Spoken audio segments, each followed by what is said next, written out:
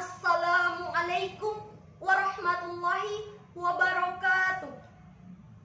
Innal hamdalillah nahmaduhu wa nasta'inuhu wa nastaghfiruhu wa na'udzu billahi min shururi anfusina wa min sayyiati a'malina may yahdihillahu fala mudhillalah wa may yudhlilhu fala hadiyalah. Asyhadu an la ilaha illallah wahdahu la syarikalah wa asyhadu anna Muhammadar abduhu wa rasuluh alladzi la nabiyya ba'du. Bersyukur kepada Allah Subhanahu wa taala yang telah melimpahkan rahmat, nikmat serta hidayahnya sehingga kita dapat beraktivitas seperti biasanya walau dalam keadaan pandemi virus corona. Bicara tentang nikmat Allah teman-teman semua, kalau kita jadikan air laut sebagai tintanya dan kemudian dahan ranting pohon kita jadikan tangkai penanya, maka insya Allah yang gak akan cukup, gak akan bisa kita menuliskan semua yang telah Allah kasih kepada kita dari kita lahir di muka bumi ini sampai kemudian hari ini kita bisa menghirup oksigen secara gratis. Gak akan bisa, karena Allah sudah bilang di surah An-Nahl, wa in ta'uddu nikmatallahi la tusuha. Barang siapa yang coba-coba ngitung nikmat Allah, la tusuha, Allah sendiri yang bilang gak akan bisa.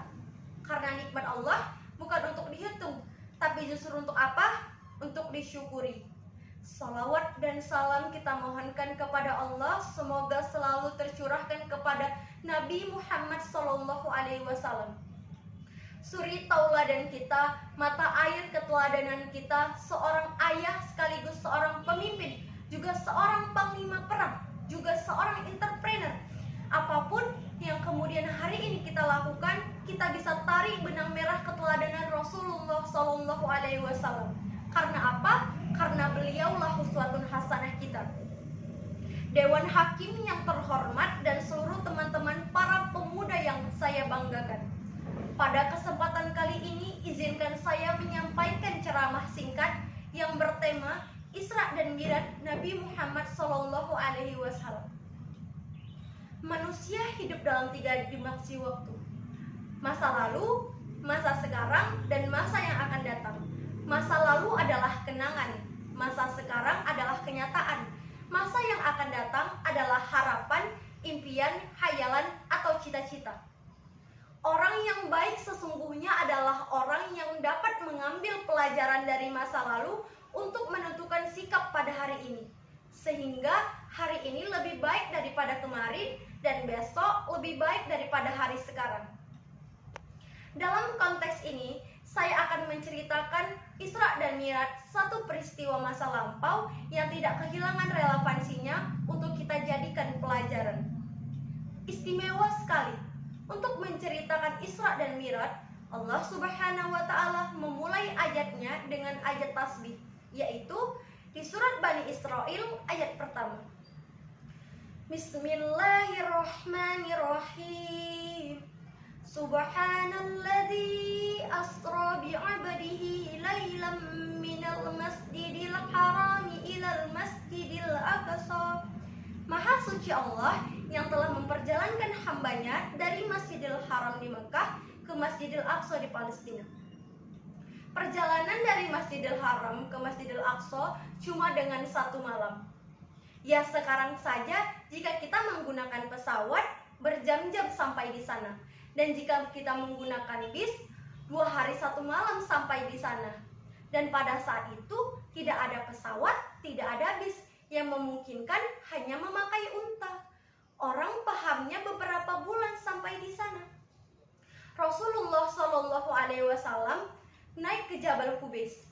Ia menyampaikan bahwa tadi malam saya diisrakan oleh Allah Subhanahu wa taala dari Masjidil Haram di sini ke Masjidil Aqsa di Palestina. Maka orang boleh meragu pada saat itu. Yang paling senang Abu Jahal. Ini kesempatan untuk mengusik Nabi Muhammad SAW. Macam-macam yang dikatakan oleh Abu Jahal. Akhirnya orang yang ragu malah ingkar kepada Nabi. Orang yang ingkar malah semakin marah kepada Nabi. Dan orang yang yakin pun malah menjadi ragu kepada Nabi Muhammad SAW. Kata Abu Jahal, tinggal satu orang ini. Jika satu orang ini tidak percaya juga kepada Nabi Muhammad, maka selesai dakwah di kota Mekah ini. Satu orang ini bernama Abu Bakar. Lalu Abu Jahal membawa Abu Bakar untuk bertemu kepada Nabi Muhammad SAW. Lalu Abu Jahal mengatakan kepada Nabi Muhammad, "Wahai Muhammad, katakan lagi, Abu Bakar mau mendengar." Begitu disampaikan oleh Nabi Muhammad SAW. Tadi malam saya diisrakan oleh Allah dari Masjidil Haram di Mekah ke Masjidil Aqsa cuma dengan satu malam. Lalu Abu Jahal tertawa. "Dan bagaimana pendapatmu, wahai Abu Bakar?" Dan Abu Bakar menjawab, "Lihat kalimatnya. Kalaupun ada musuh di belakang saat ini dikatakan oleh Muhammad dan itu tidak terbukti, maka saya akan tetap percaya kepada Muhammad SAW. Bagaimana keadaan iman dalam jiwanya? Sangat luar biasa. Maka dari itu, jika ada sesuatu tentang agama kita belum paham, maka jangan komentar dulu. Pahami dulu, yakini dulu, baru ambil hikmahnya." Mungkin itu saja yang dapat saya sampaikan. Lebih dan kurang saya mohon maaf. Kepada Allah saya mohon ampun.